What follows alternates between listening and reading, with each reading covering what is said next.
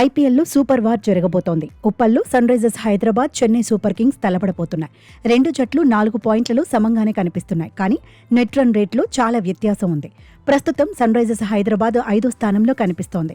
Chennai Super Kings మాత్రం 8వ స్థానానికి పరిమితమైంది. SRH net run rate 0.576. Chennai Super Kings net run rate -0.846.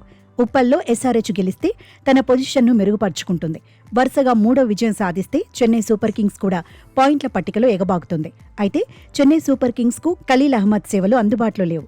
Season మొత్తానికి ఖలీల్ అహ్మద్ దూరమయ్యాడు. దీంతో చెన్నై సూపర్ కింగ్స్ తన బౌలింగ్ వ్యూహాలను మార్చుకోక తప్పని పరిస్థితి వచ్చింది.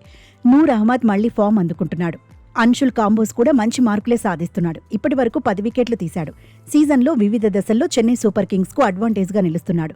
సీఎస్కే బ్యాటింగ్ విభాగం కూడా మెల్లమెల్లగా గేర్లు మార్చుతోంది. సంజు శాంసన్ ఫామ్లోకి వచ్చాడు. చెన్నై బ్యాటింగ్ విభాగంలో ఆయుష్ మాత్రే, సర్ఫరాజ్ ఖాన్ కీలక పాత్ర పోషిస్తున్నారు. రుతురాజ్ గైక్వాడ్ మాత్రం అంచనాలు అందుకోలేకపోతున్నాడు. జట్టుకు భారం అవుతున్నాడన్న చర్చ కూడా ఉంది. చివరి 4 ఇన్నింగ్స్ల్లో రుతురాజ్ సాధించిన అత్యధిక స్కోర్ 28 పరుగులే. స్ట్రైక్ రేట్ 105 మాత్రమే.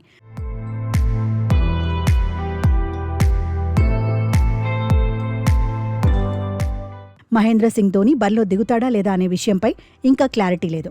ఒకవేళ ఆడితే మహీ రోల్ ఎలా ఉంటుందనేది కూడా ఆసక్తి రేపుతోంది. మరోవైపు Sunrisers Hyderabad bowling unit భీకరంగా కనిపిస్తోంది. అరంగేట్రంలోనే ప్రఫుల్ హింగే, సాకిబ్ హుసేన్ రఫ్ఫాడించేశారు. హర్ష్ దుబే, శివాంగ్ కుమార్ కూడా తమ రోల్కు న్యాయం చేస్తున్నారు. కెప్టెన్ ప్యాట్ కమిన్స్ వచ్చే వరకు బౌలింగ్ విభాగంలో కీలకంగా నిలవాలనే పట్టుదలతో యువ బౌలర్లు ఉన్నారు. స్టాండిన్ కెప్టెన్ ఇషాన్ కిషన్ ఆకట్టుకుంటున్నాడు. హెన్రిచ్ క్లాసెన్, నితీష్ కుమార్ రెడ్డి సైతం నిలకడగా పరుగులు సాధిస్తున్నారు. ట్రావిస్ హెడ్, అభిషేక్ శర్మ కూడా గతంలో మాదిరిగా దంచేస్తే సన్ రైజర్స్ హైదరాబాద్కు తిరుగుండదనే చర్చ జరుగుతోంది. గత ఐపీఎల్ నుంచి పవర్ ప్లేలో ట్రావిస్ హెడ్ స్ట్రైక్ రేట్ పడిపోయింది. 179 నుంచి 148కి చేరింది. ఇక బ్రైడెన్ కార్స్ స్థానంలో లంకా బౌలర్ దిల్షాన్ మధుశంక జట్టులో చేరాడు. జాక్ ఎడ్వర్డ్స్ స్థానంలో వచ్చిన డేవిడ్ ఫైన్ మాత్రం గాయంతో జట్టుకు దూరమయ్యాడు. ఏప్రిల్ 25న జరిగే మ్యాచ్కు కమిన్స్ అందుబాటులోకి వచ్చే అవకాశం ఉంది.